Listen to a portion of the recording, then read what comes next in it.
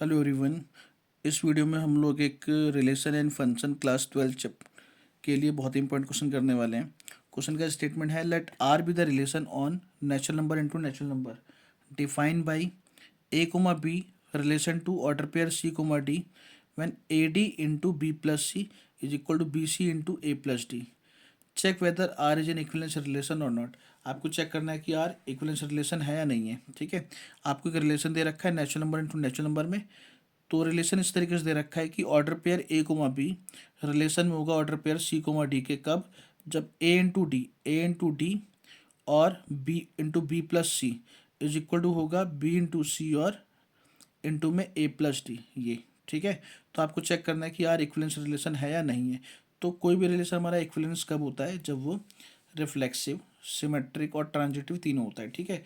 तो order pair में हम लोग रिफ्लेक्सिव, सिमेट्रिक, ट्रांजिटिव कैसे प्रूफ करते हैं उसको देख लेते हैं यहाँ पे पहले एक बार। भाई देखो, सबसे पहला आता है रिफ्लेक्सिव। ठीक है जी। रिफ्लेक्सिव के लिए हमें प्रूफ करना होता है कि a comma b order pair relation में होगा ए कोमा बी से। ठीक है। फिर आता है सिमेट्रिक। सिमेट्रिक में हमें प्रूफ करना होता है कि ए कोमा बी अगर रिलेशन में है सी कोमा डी से, तो सी कोमा डी भी रिलेशन में होगा ए कोमा बी से। ठीक है जी। उसके बाद ट्रांजिटिव। ट्रांजिटिव में अगर ए कोमा बी रिलेशन में है सी कोमा डी से and C comma D relation में है ई कोमा एफ के, तो ए कोमा बी रिलेशन में होना चाहिए ई कोमा एफ के। ए कोमा बी रिलेशन में होना चाहिए ई कोमा एफ के। ठीक है जी। तो ये तीनों चीज़ें हमें इसमें चेक करनी है। तो सबसे पहले इसको सॉल्व करने में गिवन लिखते हैं। आपको गिवन है एक relation A comma B relation to C comma D. क्या गिवन है? A D B plus C is equal to B C A plus D. अब देखो इस रिलेशन को ना यहाँ से देखने में काफ़ी मुश्किल हो रही है, क्योंकि देखो यहाँ से ए बी सी डी से रिलेशन में कब है, जब ए इंटू डी और ए इंटू डी और इंटू में बी प्लस सी है, और यहाँ पे बी इंटू सी और यहाँ ब्रैकेट में ए प्लस डी है। ठीक है। तो पहले इसको ना थोड़ा सिंप्लीफाई करते हैं। जैसे कि भाई लेफ्ट साइड में ए बी है, राइट साइड में सी डी है, तो हम ऐसी कोशिश करते हैं कि लेफ्ट साइड में सिर्फ ए बी रह जाए और राइट साइड में सिर्फ ए डी।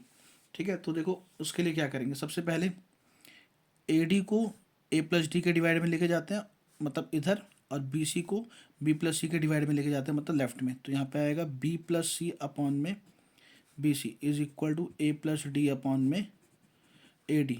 फिर इसको अलग अलग करेंगे तो आएगा बी अपॉन में बी सी मतलब वन अपॉन सी, plus C upon B C मतलब वन अपॉन बी। यहाँ पे आएगा ए अपॉन में ए डी मतलब वन अपॉन में डी। यहाँ पे आएगा डी अपॉन में डी मतलब वन अपॉन में ए। ठीक है। अब ए बी को एक तरफ रखना है ना, तो इसको इधर ले आते हैं, या काम करते हैं इसको उधर ले आते हैं, इसको इधर ले आते हैं। तो यहाँ से आपके पास आ जाएगा one upon A minus one upon B, यहाँ पे one upon C minus one upon D, मतलब कि one upon A minus one upon B is equal to one upon C minus one upon D. तो अगर ए comma B relation में होगा सी comma D से, तो आपको क्या प्रूफ करना होगा कि one by A minus one by B is equal to one by C minus one by D. ठीक है ना।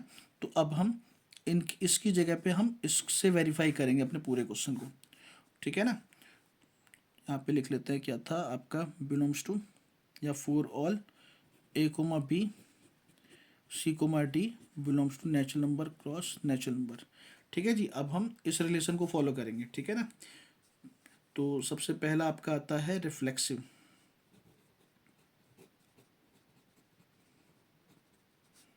रिफ्लेक्सिव में सिर्फ एक ही ऑर्डर पेयर की जरूरत पड़ती है, तो हम लेट करेंगे a comma b belongs to natural number into natural number.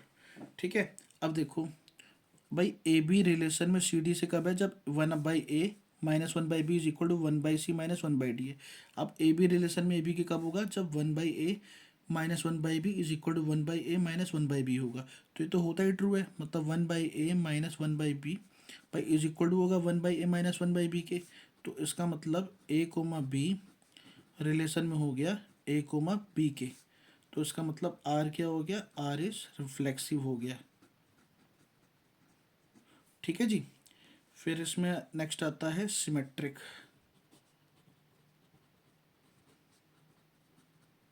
Symmetric में आपको दो ऑर्डर पेयर ए बी और सी डी की जरूरत पड़ती है। तो लेट करेंगे a comma b and C comma D belongs to natural number into natural number. ठीक है। तो इसमें हमें गिवन होता है कि ए बी रिलेशन में सी डी से, तो अगर ए बी रिलेशन में होगा सी कोमा डी से, तो इसका मतलब हो जाएगा 1/a minus 1/b is equal to 1/c minus 1/d। इसका मतलब ये हो जाएगा। ठीक है।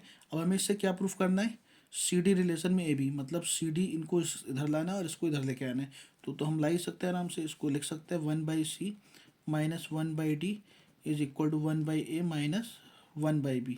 इसका मतलब सी कोमा डी रिलेशन में है ए कोमा बी से, तो आर क्या हो गया, आर इज सिमेट्रिक हो गया। ठीक है जी, आर हमारा सिमेट्रिक हो गया। अब हमें प्रूफ करना है ट्रांजिटिव। तो ट्रांजिटिव के लिए देखो,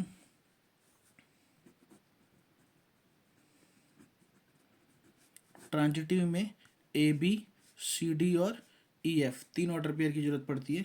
तो लेट करेंगे, let A comma B C comma D and E comma F belongs to A sorry natural number cross natural number. ठीक है जी। तो आपको गिवन होता है ये दोनों रिलेशन में होना चाहिए, मतलब ए कोमा बी रिलेशन में सी कोमा डी और सी कोमा डी रिलेशन में ई कोमा एफ के, ये आपको गिवन है। तो A B relation C D का मतलब क्या है, 1/a minus 1/b is equal to 1/c minus 1/d। और C D relation E F का मतलब क्या है, 1/c minus 1/d is equal to 1/e minus 1/f। ठीक है। तो ये इक्वल टू इसके और ये इक्वल टू इसके है, तो इसलिए ये वाली वैल्यू बराबर हो गई इसके। तो यहाँ से आ गया 1/a minus 1/b is equal to 1/e minus 1/f। अभी बराबर हो गया। इसका मतलब ए कोमा बी रिलेशन में हो गया किससे, सी कोमा डी से। ए बी रिलेशन सी नहीं सॉरी ई और एफ से, ई और एफ से। तो ए बी रिलेशन आ गया ई एफ, तो इसका मतलब आर इज ट्रांजिटिव। आर हमारा ट्रांजिटिव हो गया। अगर आर हमारा रिफ्लेक्सिव सिमेट्रिक ट्रांजिटिव तीनों है, तो इसका मतलब R is an equivalence relation हो गया। ठीक है। तो क्वेश्चन हो गया आपका कंप्लीट।